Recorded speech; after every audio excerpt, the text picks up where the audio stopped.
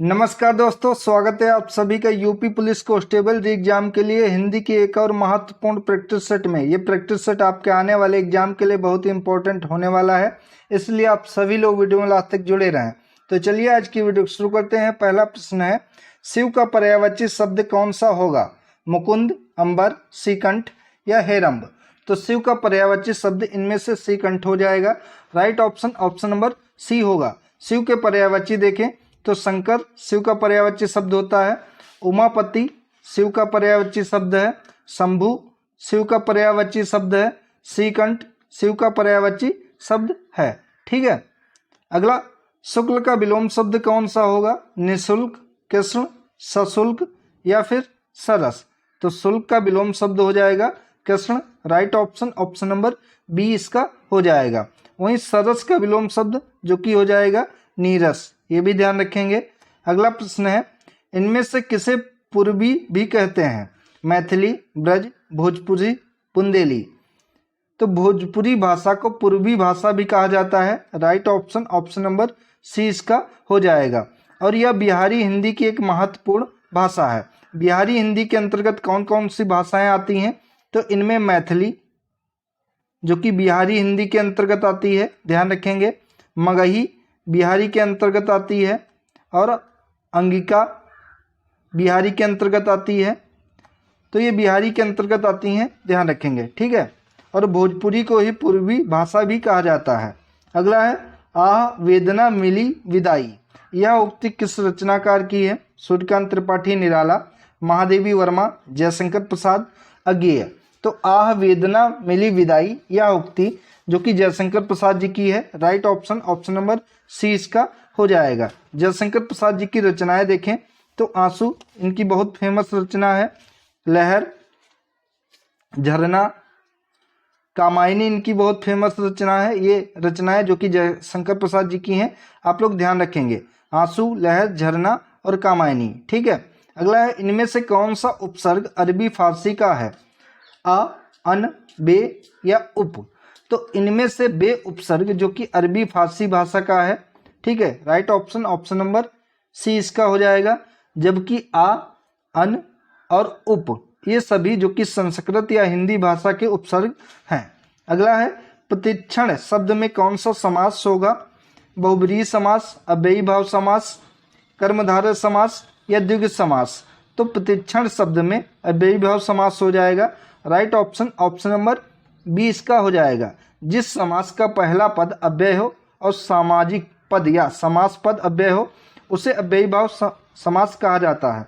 तो यहाँ पर प्रति लगा है पहला शब्द। ठीक है।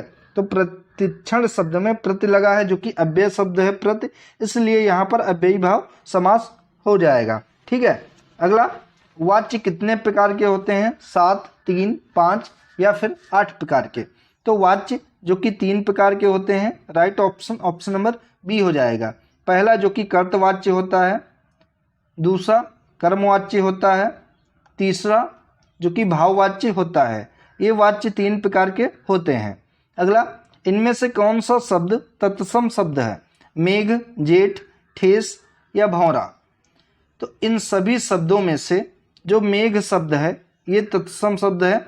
शेष, जेठ, ठेस और भौरा ये सभी जो कि तद्भव शब्द हैं। ठीक है। तो ये ध्यान रखेंगे। मेघ का तद्भव अगर देखेंगे तो इसका मेघ का तद्भव होता है मेह। ठीक है। अगला, घबराहट में कौन सा प्रत्यय है? तो प्रत्यय जो कि किसी शब्द के बाद में जुड़ते हैं। तो अट, हट, आहट या फिर राहट? तो घबराहट में आहट प्रत्यय प्रयोग किया गया है। राइट ऑप्शन नंबर सी इसका हो जाएगा। अगला, बहुत दिनों बाद दिखना अर्थ के लिए मुहावरा क्या हो जाएगा? कोसों दूर होना, गुदड़ी का लान होना, ईद का चांद होना या अब तब होना? तो बहुत दिनों बाद दिखना इस मुहावरे का सही अर्थ हो जाएगा कि ईद का चांद होना या हो जाना। राइट ऑप्शन नंबर सी इसका हो जाएगा। ठीक है। अगला, निम्नलिखित में से शुद्ध वाक्य छांटिए। तो कृष्णा जी के अनेकों नाम हैं, ये भी गलत है। पुस्तक बहुत ही उपयोगी होती है, शोभना बहुत मीठा गाती है या मैं अभ्यास कर रहा हूँ? तो इनमें से सही वाक्य जो कि हो जाएगा ऑप्शन नंबर डी कि मैं अभ्यास कर रहा हूँ, ये सही वाक्य हो जाएगा। बाकी सभी वाक्य यहाँ पर गलत हैं। ठीक है। अगला, सद्भावना शब्द में कौन सा समास है? अव्ययी भाव समास, तत्पुरुष समास, कर्मधारय समास या फिर द्विगु समास हो जाएगा। तो सद्भावना में कर्मधारय समास हो जाएगा। Right option option number C इसका होगा। ठीक है। जिस समास में पहला पद विशेषण तथा दूसरा पद विशेष या उपमेय होता है वहां पर कर्मधारय समास होता है। तो यहाँ पर पहला पद जो कि विशेषण है सद्भावना, इसलिए यहाँ पर कर्मधारय समास हो जाएगा। अगला है, तीव्र का विलोम शब्द क्या होगा? क्षिप्र, तेज, जलद या मंथर। तो तीव्र का विलोम शब्द हो जाएगा मंथर। Right option option number D है इसका। अगला, देवता शब्द का पर्यायवाची शब्द इनमें से कौन सा नहीं है? तो पूछा है कौन सा नहीं है, तो सुर, अमर और देव ये तीनों जो कि देवता के पर्यायवाची शब्द हैं, लेकिन सुधारक देवता का पर्यायवाची शब्द नहीं है। ठीक है। तो right option option number D इसका हो जाएगा। अगला, सही अर्थ वाला शब्द युग्म इनमें से कौन सा नहीं है? तो अनिल का अर्थ होता है हवा और अनल का अर्थ होता है आग। अली का अर्थ होता है मोर या अली का अर्थ होता है सखी। तो right option option number B ही हो जाएगा, क्योंकि अली का अर्थ होता है भंवरा ना कि मोर होता है, और अली का अर्थ होता है सखी। तो राइट ऑप्शन बी है। जबकि आदि का आरंभ होता है और आदि का होगा अभ्यस्त, और जलज का कमल होगा और जलद का बादल हो जाएगा। तो राइट ऑप्शन बी इसका राइट ऑप्शन हो जाएगा। ये युग्म सही नहीं है। अगला है, धोबी का कुत्ता न घर का न घाट का। इस लोकोक्ति का अर्थ क्या होगा? गधा बनना, हेरा फेरी करना, घर पर ना होना या कहीं ठौर ठिकाना ना होना। तो धोबी का कुत्ता ना घर का ना घाट का, इसका अर्थ हो जाएगा कि कहीं ठौर ठिकाना ना होना। Right option option number D हो जाएगा। आमरण शब्द में कौन सा उपसर्ग है? तो उपसर्ग जो कि किसी शब्द के पहले जुड़कर एक नए शब्द का निर्माण करते हैं। तो इसमें आम है, आमर है, रण है। तो रण तो बाद में आया है इसलिए नहीं होगा। अगर प्रत्यय पूछता तो हो सकता था, या आ प्रत्यय है, आ उपसर्ग है। तो आमरण में यहाँ पर आ उपसर्ग प्रयोग किया गया है। Right option option number D इसका हो जाएगा। ठीक है। अगला, शेखर एक जीवनी किस विधा की रचना है? जीवनी है, रेखा चित्र है, आत्मकथा है या उपन्यास है। तो शेखर एक जीवनी जो कि उपन्यास है। Right option option number D इसका हो जाएगा। और ये किसका उपन्यास है? तो ये सच्चिदानंद हीरानंद वात्स्यायन अज्ञेय द्वारा रचित मनोविश्लेषणात्मक उपन्यास है। Right option option number D इसका हो जाएगा। ठीक है। अगला, उन्मेष में किस प्रकार का उपसर्ग प्रयोग किया गया है? उप, उद, अप या फिर अभि। तो उन्मेष में उद उपसर्ग का प्रयोग किया गया है। Right option option number B इसका होगा। निगूढ़ में कौन सा उपसर्ग प्रयोग किया गया है? नि, परि, निर या अनु। तो निगूढ़ में नि उपसर्ग का प्रयोग किया गया है, क्योंकि इसके शब्द बनेंगे नि प्लस गूढ़। तो यहाँ पर नि उपसर्ग प्रयोग किया गया है। Right option option number A हो जाएगा। अगला, दिनांत था, थे, दिन नाथ डूबते, सधेनु आते, ग्रह ग्वाल बाल थे, दिग्गत में गो रज थी समुत्थिता, विषाण नाना बजते सवेणु थे में कौन सा छंद है? सोरठा, वसस्थ, भुजंग प्रयात या फिर दोहा। तो इन पंक्तियों में वसस्थ छंद हो जाएगा। राइट ऑप्शन ऑप्शन नंबर 20 का हो जाएगा। और यह एक वर्णित छंद होता है, वर्णिक छंद होता है। ठीक है, ना कि वर्णित। तो वर्णिक छंद होगा और इसके प्रत्येक चरण में कुल 12 वर्ण होते हैं, ये भी ध्यान रखेंगे। अगला, चर्चा शब्द में बना विशेषण कौन सा है? चर्चाएं, चर्चा, चर्चित या चर्या। तो चर्चा शब्द से बना विशेषण शब्द जो कि चर्चित है। Right option option number C इसका हो जाएगा। जैसे कि चर्चित व्यक्ति या चर्चित बाजार, इस तरीके से। तो ये बाजार और व्यक्ति की विशेषता बताता है, इसलिए यहाँ पर चर्चा से चर्चित विशेषण बनेगा। Right option option number C इसका हो जाएगा। अगला, जयद्रथ वध किसकी रचना है? जयशंकर प्रसाद, मैथिली शरण गुप्त, सूर्यकांत त्रिपाठी निराला या सुमित्रा नंदन पंत। तो जयद्रथ वध जो कि मैथिली शरण गुप्त की रचना है। राइट ऑप्शन ऑप्शन नंबर 20 का हो जाएगा। जयशंकर प्रसाद जी की रचनाएं कई बार बताई जा चुकी हैं, इंपॉर्टेंट है, जिनमें झरना, आंसू इसी वीडियो में बताया जा चुका है। झरना, आंसू, लहर,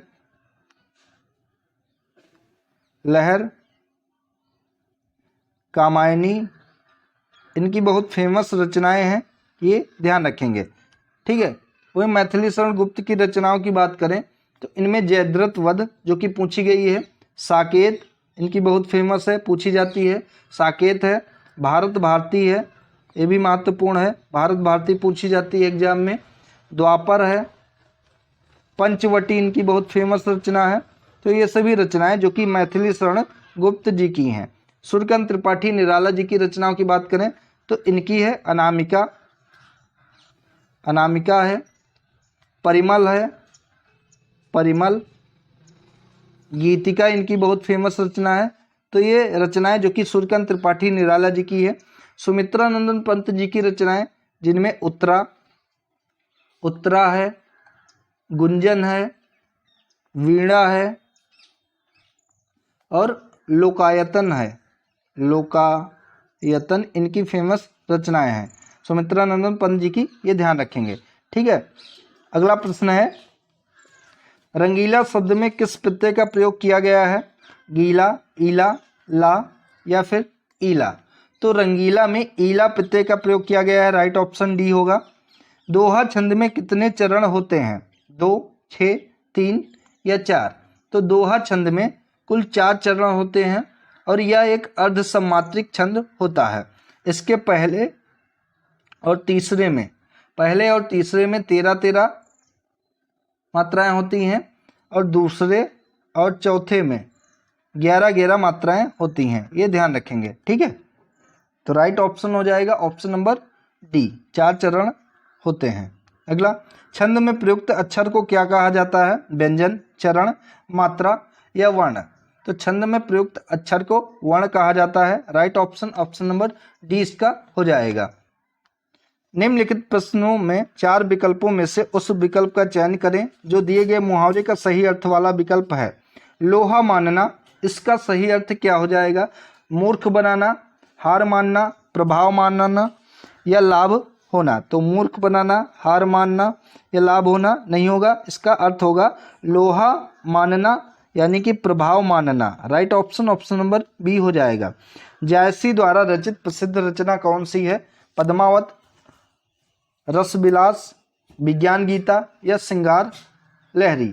तो मलिक मोहम्मद जायसी के द्वारा रचित फेमस रचना जो कि पद्मावत है, right option option number A इसका हो जाएगा। ठीक है। अगला प्रश्न है, जिसे करना बहुत कठिन हो उसके लिए एक शब्द क्या हो जाएगा? दुष्कर, पुष्कर, दुर्जेय या दुराग्रह? तो जिसे करना बहुत कठिन हो उसके लिए एक शब्द हो जाएगा दुष्कर, right option option number A इसका हो जाएगा।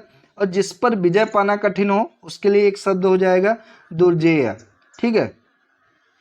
और अनुचित बात के लिए आग्रह करना, ये हो जाएगा दुराग्रह, दुराग्रह, ये ध्यान रखेंगे।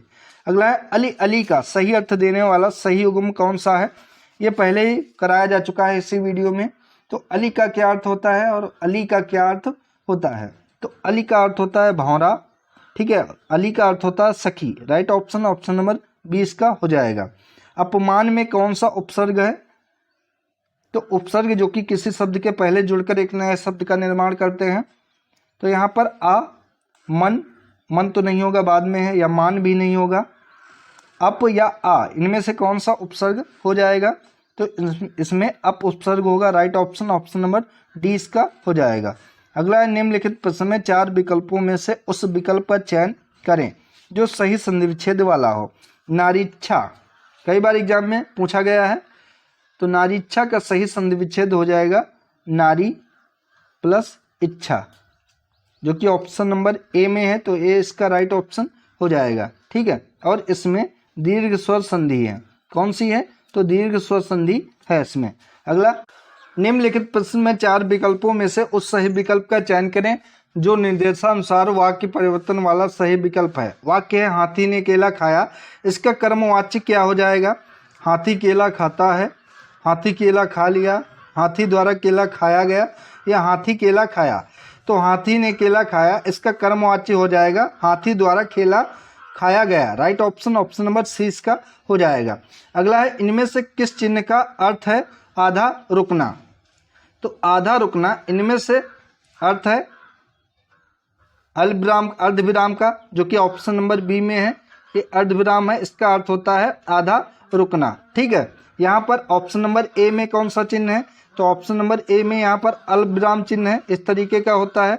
अल्पविराम और अर्धविराम में सिर्फ इतना अंतर है कि अर्धविराम में ऊपर बिंदी लगी होती है और अल्पविराम ऐसे ही होता है। ऑप्शन नंबर सी में पूर्ण विराम चिन्ह है और ऑप्शन नंबर डी में विस्मयादिबोधक चिन्ह है। ये लोग आप लोग ध्यान रखेंगे। ठीक है, right option option number B हो जाएगा। आगे अनुच्छेद दिया गया है, इसको पढ़कर प्रश्नों के उत्तर देने हैं। तो दैनिक जीवन में हम अनेक लोगों से मिलते हैं जो विभिन्न प्रकार के कार्य करते हैं। सड़क पर ठेला लगाने वाला, दूध वाला, नगर निगम का सफाई कर्मी, बस कंडक्टर, स्कूल अध्यापक, हमारा सहपाठी और ऐसे ही कई अन्य लोग। शिक्षा, वेतन, परंपरागत चलन और व्यवसाय के स्तर पर कुछ लोग निम्न स्तर पर कार्य करते हैं तो कुछ उच्च स्तर पर। एक माली के कार्य को सरकारी कार्यालय के किसी सचिव के कार्य से अति निम्न स्तर का माना जाता है, किंतु यदि यही अपने कार्य को कुशलतापूर्वक करता है और उत्कृष्ट सेवाएं प्रदान करता है तो उसका कार्य उस सचिव के कार्य से कहीं बेहतर है जो अपने काम में ढिलाई बरतता है तथा अपने उत्तरदायित्वों का निर्वाह नहीं करता है। क्या आप ऐसे सचिव को एक आदर्श अधिकारी कह सकते हैं? वास्तव में पद महत्वपूर्ण नहीं है, बल्कि महत्वपूर्ण होता है कार्य के प्रति समर्पण भाव और कार्य प्रणाली में पारदर्शिता। तो ये अनुच्छेद है, इसके अनुसार प्रश्नों के उत्तर देने हैं।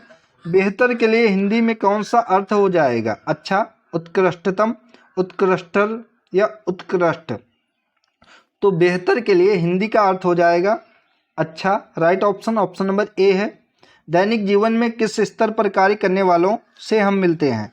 उच्च स्तर पर, उच्च एवं निम्न स्तर पर, निम्न स्तर पर या इनमें से कोई नहीं।